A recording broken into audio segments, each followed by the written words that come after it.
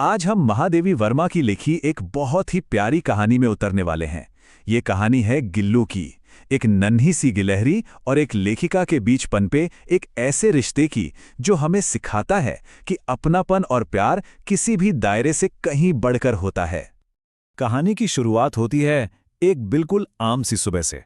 लेखिका अपने कमरे से बरामदे में आती हैं और देखती हैं कि दो कौवे गमलों के पास चोंच से कुछ खेल रहे हैं। एक ऐसा नज़ारा जो शायद हम सब ने कभी ना कभी देखा होगा, एकदम शांत।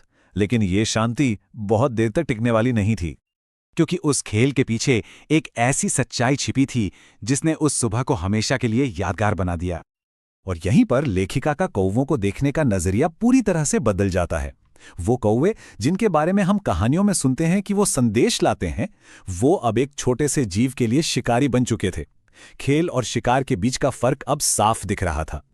फिर उनकी नजर जाती है दीवार और गमले के बीच की एक छोटी सी जगह पर। वहां एक नन्हा सा जीव था, गिलहरी का एक बच्चा, जो कौवों के हमले से बुरी तरह घायल था और लगभग बेजान सा पड़ा हुआ था। वहां मौजूद हर किसी ने ये मान लिया था कि ये बच्चा अब नहीं बचेगा, इसे ऐसे ही छोड़ देना चाहिए। लेकिन लेखिका का मन ये मानने को तैयार नहीं था। ये सिर्फ एक जीव को बचाने की बात नहीं थी, ये उस उम्मीद को जिंदा रखने की एक कोशिश थी। और बस यहीं से उस नन्ही सी जान का एक नया सफर शुरू होता है। मौत के मुंह से निकलकर वो एक नई पहचान पाने वाला था।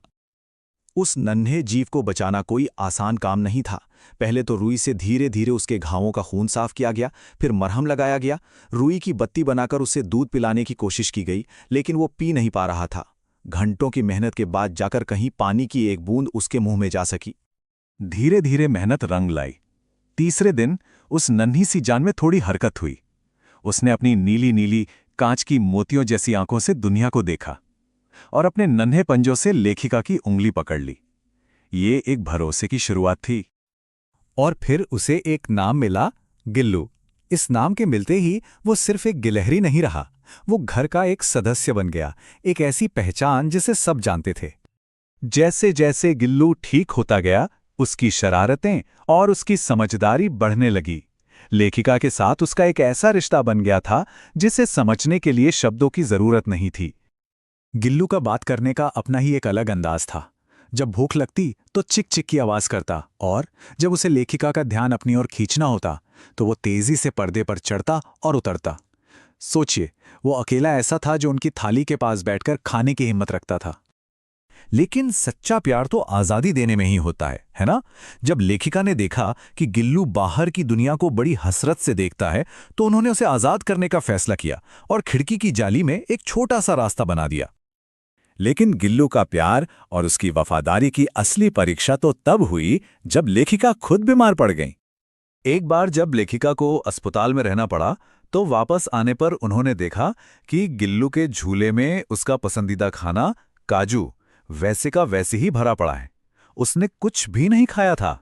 ये उसकी खामोश फिक्र थी, ये बताने का तरीका कि उसका साथी उसके पास नहीं है। और जब लेखिका घर पर बीमार थी, तो गिल्लू एक छोटी सी नर्स की तरह उनके सिरहाने बैठ जाता और अपने नन्हे नन्हे पंजों से उनके सिर और बालों को बहुत धीरे धीरे सहलाता रहता। उसका वहां होना ही एक सुकून देता था। पर गिलहरियों की जिंदगी बहुत लंबी नहीं होती, सिर्फ 2 साल। और गिल्लू के वो 2 साल भी अब धीरे धीरे पूरे हो रहे थे।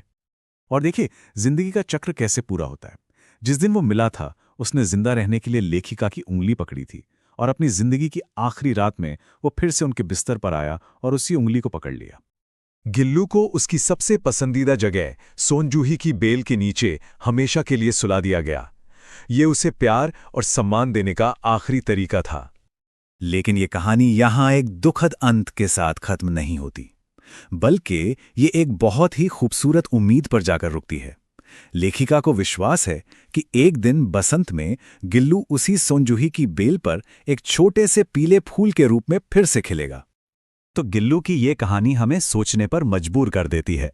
क्या जानवरों और इंसानों के बीच ऐसे गहरे रिश्ते सिर्फ एक इत्तेफाक होते हैं, या फिर ये प्रकृति का तरीका है हमें प्यार, जिंदगी और साथ के इस खूबसूरत चक्र के बारे में कुछ सिखाने का?